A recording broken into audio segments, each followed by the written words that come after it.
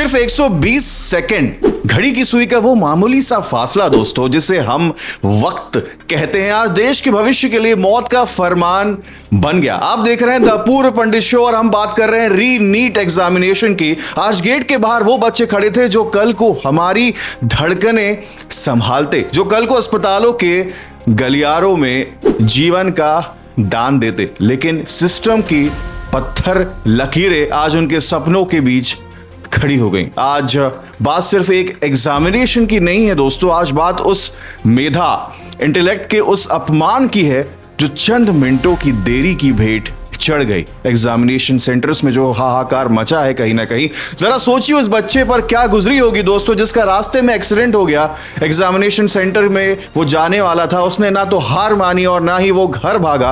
मरहम पट्टी करवाई, खून से सने कपड़ों को अनदेखा किया, घाव के असहनीय दर्द को सहते हुए वो जैसे तैसे एग्जामिनेशन सेंटर पहुंचा, लेकिन सिर्फ 2 मिनट की देरी की वजह से उसे गेट के बाहर जाने को कह दिया गया, धकेल दिया गया। क्या यह अनुशासन है या उस छात्र के जज्बे का क्रूर मजाक है जिसने अपनी जान से ज्यादा अपने भविष्य को महत्व दिया? और इतना ही नहीं, कल से आज ऐसी ऐसी अपडेट्स आ रही हैं, वजह जो आ रही है सामने, जो रीजन सामने आ रहे हैं जिसे सुनकर हम सब की रूह कांप जाए।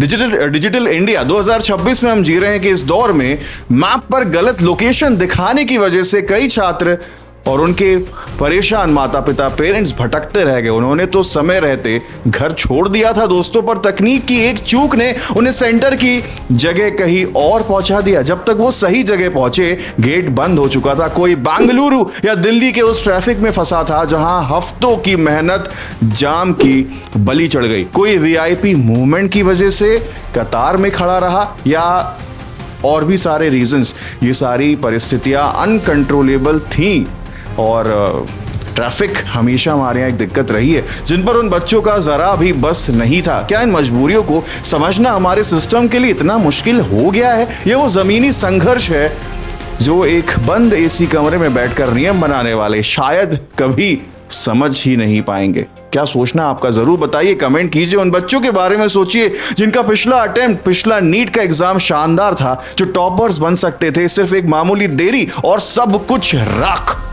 अगर वो होनहार दिमाग सिस्टम की इस अंधी सख्ती के कारण बाहर रह गया तो यह सिर्फ उस छात्र का नुकसान नहीं है दोस्तों, ये पूरे देश की बौद्धिक संपदा, अगर बात करें इंटेलेक्चुअल वेल्थ का नुकसान है। आज एक डॉक्टर, एक बेहतरीन दिमाग राष्ट्र की संपत्ति से छीन लिया गया है दोस्तों। यह वो क्षति है और ये बहुत बड़ा लॉस है जो शायद हम कभी पूरी ना कर पाए। इतनी भारी सुरक्षा, बालों से लेकर कैप तक की चेकिंग, चेहरे तक का मिलान, इतनी सख्ती, इतनी बारीकी, काश इतनी ही बारीकी पेपर लीक करने वाले जब थे उस समय कर ली होती तो पकड़ने में दिखाई गई होती ना। जिस दौर में हम आर्टिफिशियल इंटेलिजेंस की बात कर रहे हैं, एआई का जमाना 2026 में हम जी रहे हैं, उस दौर में हमारा एग्जाम सिस्टम एक अनएडेप्टिव रोबोट, जिसको बोलना चाहिए, की तरह व्यवहार कर रहा है। नियम होने चाहिए, मैं बिल्कुल भी उसके खिलाफ नहीं हूं, कोई भी खिलाफ नहीं है, सभी परीक्षा में कोई भी खिलाफ नहीं है नियमों के, लेकिन क्या नियमों का अर्थ संवेदनहीनता है? क्या 5-10 मिनट का बफर टाइम देना अनुशासन को तोड़ देता है? या वो ये मतलब कहना चाहिए कि या एक सभ्य और संवेदनशील समाज का लक्षण होता? सुसाइड के बढ़ते आंकड़े इसी टूटते हुए विश्वास की गवाही देते हैं दोस्तों। और सोचिए, जब एक मतलब ये री एग्जाम देने आए बच्चों को इस तरह धुतकारा जाता है तो वह केवल परीक्षा से बाहर नहीं होता, वह जिंदगी से हारने लगता है। क्या हमारा सिस्टम इतना भी समर्थ नहीं है कि वह तनाव में जी रहे इन युवाओं के लिए एक सुरक्षा कवच बन सके?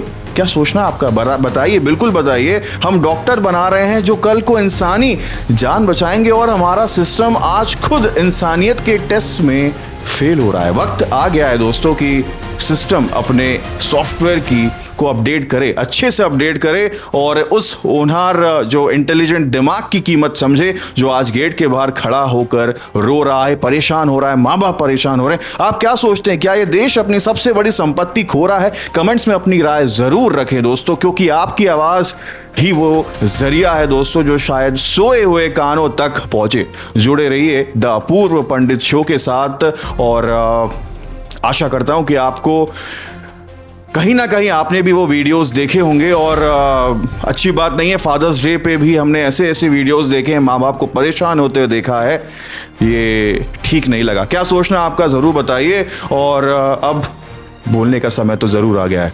जय हिंद।